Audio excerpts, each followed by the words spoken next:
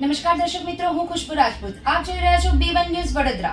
નજર કરીશું આજના મુખ્ય સમાચારો પર.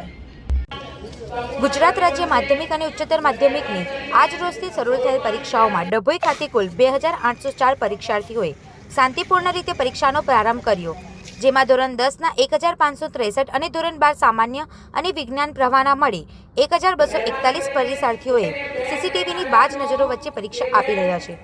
તમામ પરીક્ષાર્થીઓનું તિલક કરી મોં મીઠું કરાવી સ્વાગત કરવામાં આવ્યું. સમગ્ર ગુજરાતમાં આજથી ધોરણ 10 અને ધોરણ 12 સામાન્ય અને વિજ્ઞાન પ્રવાહની બોર્ડની પરીક્ષાનો પ્રારંભ થઈ ચૂક્યો છે.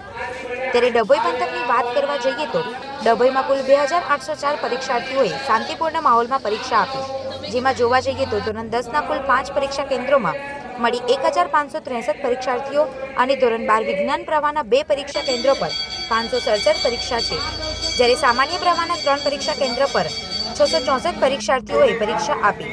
આજ રોજ પ્રથમ દિવસે તમામ પરીક્ષાર્થીઓનું જે તે પરીક્ષા કેન્દ્રના ટ્રસ્ટી મંડળ આગેવાનો, રાજકીય આગેવાનો તેમજ પરીક્ષાર્થીઓને પ્રોત્સાહિત કરવાના હેતુને ધ્યાને લઈ તેઓના માથે કંકોત્રી અને મોં મીઠું કરાવવામાં આવ્યું, જ્યારે રાજકીય આગેવાનો દ્વારા તમામ પરીક્ષાર્થીઓને પેન અર્પણ કરી તેમને પ્રોત્સાહિત કરવામાં આવ્યા. આમ ડભોઈ નગરમાં આજ રોજથી શરૂ થયેલ પરીક્ષામાં ધોરણ 12 અને 10ના મળી કુલ 2804 પરીક્ષાર્થીઓએ પરીક્ષાનો સીસીટીવી કેમેરાની બાજ નજરો સાથે પ્રારંભ કર્યો. તમામ પરીક્ષા કેન્દ્રો પર કોઈ અનિચ્છનીય બનાવ ન બને તે હેતુને ધ્યાને લઈ પોલીસ બંદોબસ્ત પણ ગોઠવાયો.